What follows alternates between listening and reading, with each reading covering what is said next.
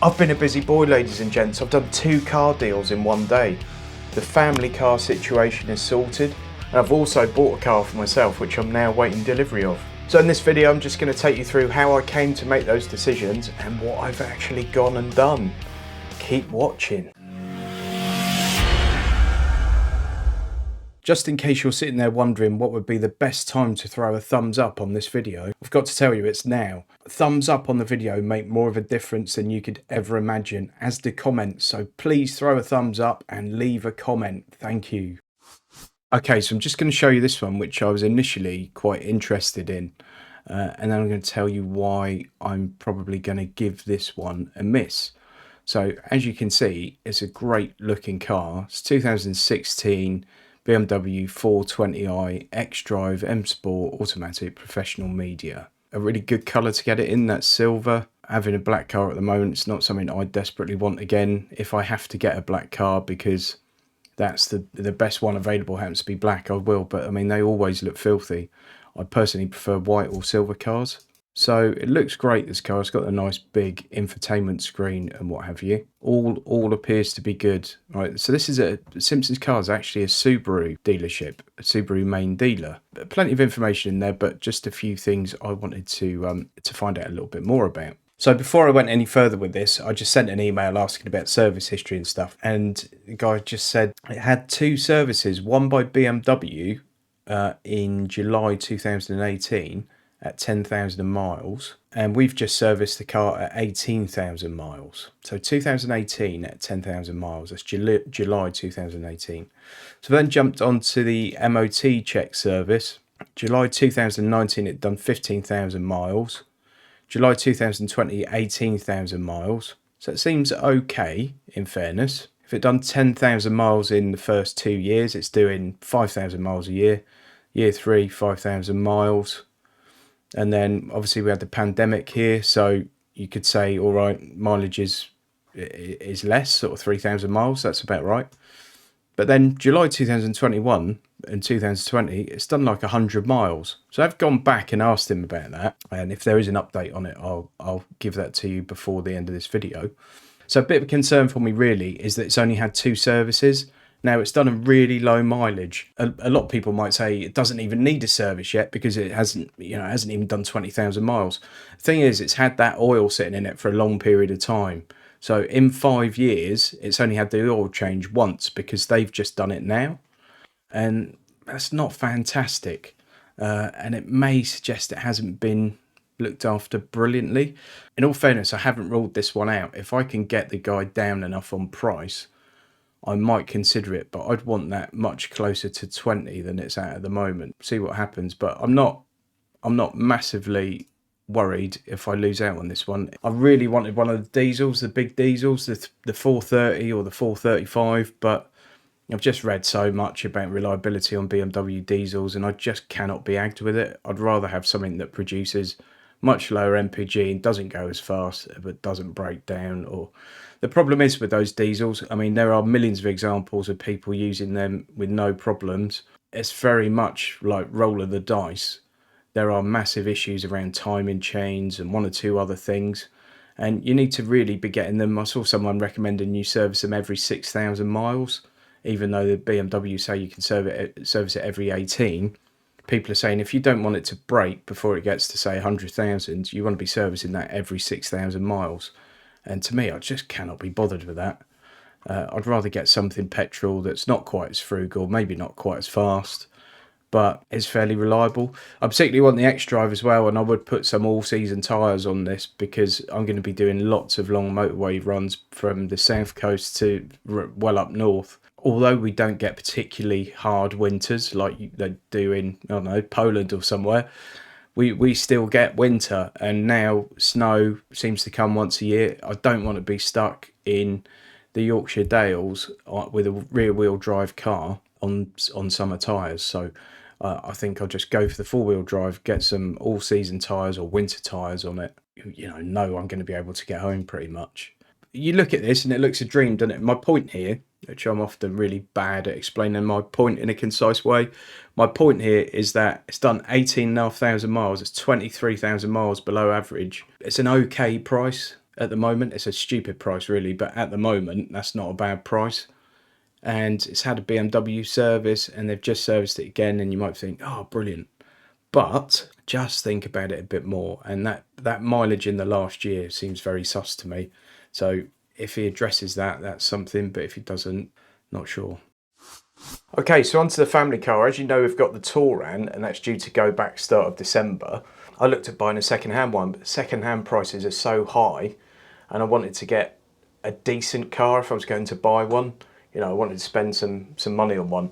And cars that I was looking at just a few months ago for like 15 grand are now 18, 20 even. It's just absolutely bonkers. So what I did, I got in touch with VW and asked about extending the lease for another year on the Touran. It does mean it'll go into year 4, which means I've got to get an MOT done on the thing, but that's about it really. And we're paying 248 quid a month on that car, which I thought was an absolutely brilliant deal at the time. I think we paid 750 quid down and something like that, and then it's like 248 quid a month. So I thought if I can keep it at 248 quid a month for another year, it's going to cost me best part of 3 grand to have the car for another year. But if I buy one, I'm paying 3 grand over the odds for it at the moment. So maybe I should just keep that for another year. And I thought if they do it for the same price, 248 quid a month, I'll just keep it. But they're probably quite keen to get the car back because it's worth a lot at the moment, and thinking they might try and put the price up on me. So I got a quote from them. Amazingly, they've dropped the price, so I've got it for 196 quid a month for the next year, which is brilliant. Obviously, I've got to get an MOT on it out of my own pocket, but what's that going to cost? 50, 60 quid. The car's only done 15,000 miles. I'm not expecting it to need anything on the MOT at all. Yeah, so we've got that for another year for 196 quid a month, which I think is brilliant, especially when you compare it to deals on a new one at the moment. Now, onto my car. This is where things get more interesting. I've bought one, and I've paid quite a lot of money for one. What do you think it is? So, as you've probably guessed by now, I've bought a BMW 4 Series Grand Coupe, and I've bought a 420i X-Drive M Sport Grand Coupe, and I got 200 quid off this, so I paid 20 grand. It's well under the market average, albeit the market average at the moment is blooming high, isn't it? But it's from Stratstone's BMW, so it's from a BMW main dealership, which is good. And the car hasn't been prepped in these pictures, so you know it hasn't been fully valeted or anything like that yet. But you'll get an idea of what we've got. So it's got a professional nav in there. It's got the M Sport Plus pack, so you get a few little extra bits of trim on the outside, like the M Sport calipers and stuff, and I think the nicer wheels and what have you. I did get the X-Drive as well, so it's important for me to get the four-wheel drive just because I'm going to be driving big miles in all sorts of weather conditions. It's going to be safer for me in the winter having the four-wheel drive system. I'm going to stick some decent all-season tyres on it as well when it comes. BMW just quoted me 2 grand for that. I've had a look and immediately found them on Black Circles for like 160 a corner, and I can probably get it a bit cheaper than that if I shop around. So I am going to do that because I want the best possible grip in wet weather and in snow and ice. And but I don't want full-on winter tyres where I have to change the tyres for different seasons. I want something that is going to give me sort of a bit of a compromise maybe, but is going to be a decent performer all round, because it's just really important for me not to get stuck in the middle of nowhere and not be able to get home, which I have had before in my previous jobs. I just think I don't want hassle. I want an easy life, so I've gone for that. Again, I haven't gone for the diesel because everything I read suggests that, you know, you could be extremely unlucky with that. Still reasonable performance, so we're going to get 8.1 to 60, which is quick enough. Combined 47.9. I'm led to believe that's much closer to 30. BMW have really gone over the top with the claimed MPG on these, but I'm told it's closer to 30. But I can live with that. When I'm doing business trips, I'm going to be getting 45p a mile, so the MPG is not really much of an issue to me. Most important thing is it's a car I actually like and want. I did, of course, do a V-check on this. I'm always advertising V-check, and one person so far has clicked on my link and actually signed up for it. But there's 2 now because I did it as well. I've used my own link as nobody else does. But I did a V-check, so we're going to look at this and you can see what one actually looks like on my car. So I've paid £9.99 for this. I've done the full check. It was £9.99. Is import, export, scrap, previous keepers, number plate changes. There's a private plate on it and that plate's going to remain on it. Unfortunately, they're not my initials, but you can't have everything, can you? Maybe I'll flog that if I can. I don't really know. Fuel, running costs, road tax costs, blah, blah, blah, blah, blah, blah, blah. So not stolen, no colour changes. It has got outstanding finance. So I've discussed that with the dealership. That's obviously all going to be cleared. It's actually their finance and they sold the car and they've sold the guy another one. They've said that it takes a few days for that to update, but I'm going to have it in writing that that's going to be cleared. So that's good. Gives you the last 5 digits of the VIN number, which I already checked. Gives you the engine number. Gives you the MOT. So when the last MOT was, which was start of January. I'm going to have a brand new advisory free MOT on it when I get it. So that's not an issue. Road tax, we don't need to worry about really, do we? Not imported, not exported, not scrapped, no changes to colour, not stolen. So here's the finance details. I'm going to blur this out because obviously that's somebody's finance arrangement there, but that's going to be dealt with and we can see it's with BMW Financial Services. It's not an insurance write-off, never has been. There's no salvage history. It hasn't been a taxi. Previous keepers, so first keeper there, so it was a demonstrator for Stratstones, and then the previous owners had it. There's the registration change, their mileage. So they've gone through all the service history with me. It's had a few services, and then it's had obviously these MOTs. It hasn't done massive mileage because of the pandemic, basically. But it all seems absolutely fine. Then you've got your road tax costs, fuel running costs, but that's based on, you know, what BMW claim, which is absolute nonsense. And then all the technical specs. So it's a 2 litre, 0 to 60 in 8.1, maximum speed of 146. I know with this engine you can have them mapped and you can get a lot more performance out of it, but I won't bother because basically with me, the more performance I get in a car, the more likely I am to lose my license. So I'll keep it exactly how it is and avoid all that license losing business. I've looked at some very sensible options and I just didn't want them. You know, I looked at Lexus and I'd love a Lexus if they had a decent infotainment system. And again, if you get four-wheel drive in one, but with that CVT gearbox and front wheel drive, I just don't particularly fancy it if I'm stuck in, you know, in snow or something in Leeds. A little bit of a compromise in some ways this, but it's a car I've actually always really liked the look of. I've wanted one since they came out, really. There is still a little bit of boot space in it as well, so that's not too bad, that, is it? 480 litres of boot space, that's really good, and it's nice and usable because it's like a hatchback, so it's really nice and usable.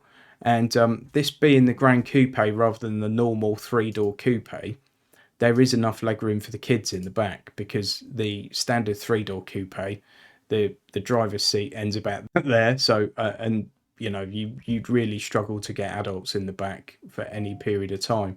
So I think it's good. It's a bit of an all-rounder, a little bit of a compromise in some ways, but I wanted something slightly sporty, something I could get me and the wife and my kids in, and a bit of luggage. And I wanted something 4-wheel drive and ideally something petrol. So I've ticked all those boxes. Nice infotainment system on this one as well. It's got the professional nav, which looks pretty decent. I don't think it's touchscreen. I think you use the iDrive for it all. I'm buying this as a distance sale. So it's coming from a BMW dealership. The BMW dealership's going to put a new advisory free MOT on it. They're going to deal with any bodywork issues so that it should be basically showroom when I get it. It was supplied by them. It's been serviced by them at every service, and they've just sold the previous owner another car. So all good signs. They're also giving me a year's BMW warranty on it. So that's not like a normal used car warranty whereby, if something goes wrong, they'll pay you up to a certain amount. That's main dealer warranty, which is well worth having. And I've got a year's breakdown and a few other bits and bobs. And if I don't like the car, I can send it back within 14 days because it's a distance sale and I get my money back. They're going to deliver it to me free of charge. Obviously, I'll be doing a video on this when the car comes and doing a review of the car. So hopefully you'll tune in and watch those. And let me know what you think in the comments. Have I made a terrible mistake? Should I have got something else? I don't think so. I don't think there's anything else that ticked all the boxes I wanted. Let me know what you think, guys. I have to say, I've noticed a new phenomenon as well. You know, I often find out these odd little things. I've noticed how many cars have 99,000 miles on the clock that you see for sale. How many have 49,000 miles on the clock? Well, during this process, I've noticed a new one. I did touch on it in this video, but I've since seen it in so many different examples. If you do the MOT history check, you'll find that a car's been doing 5, 10, 15,000 miles a year forever. And then in the last year, it did 150 miles or 100 miles or something like that. You can't tell me that hasn't had a little haircut. Obviously, not in every case has that happened, but I've seen it in so many that it's unbelievable. Now, 2 of them I actually inquired about, including that one in the video. And the guy came back to me, that one in the video, the guy came back to me and basically said that it was an old man that had it and he had 3 other cars and he'd stopped using this one because it was too low. I then spoke to someone else about another car that had only done 100 miles or 90 miles in the last year. And he said, oh, a guy had it and he had several other cars and he just stopped using this one. And this morning I've just had an email response on another one and it was, oh, the guy bought a second car and he just stopped using this one, and that one had done, I don't know, 212 miles or something in the last year.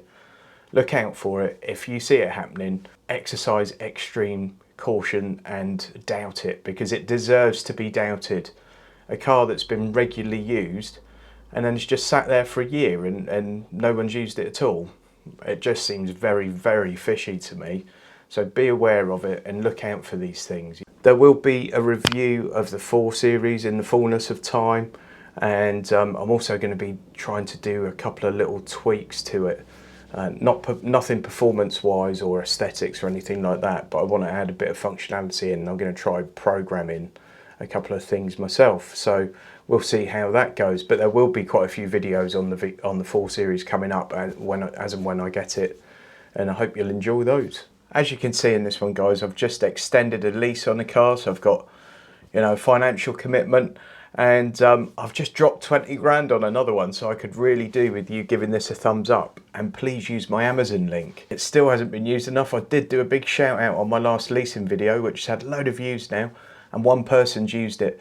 I need several more to do it, so use that link, go on Amazon, buy anything at all, because if I don't get 3 more this month, Amazon give me the chop. So please do that. I'd really, really appreciate it if you did. The biggest difference you can make to the channel, though, is by giving it a thumbs up. If you want to support the channel in any other ways, you want to buy me a coffee or anything like that, you can go to notaguru.co.uk, and of course follow me on social media. YouTube is suggesting that you want to watch this video next, so please go and do that because YouTube thinks you're going to like it. Thanks a lot, guys, and I'll see you next time.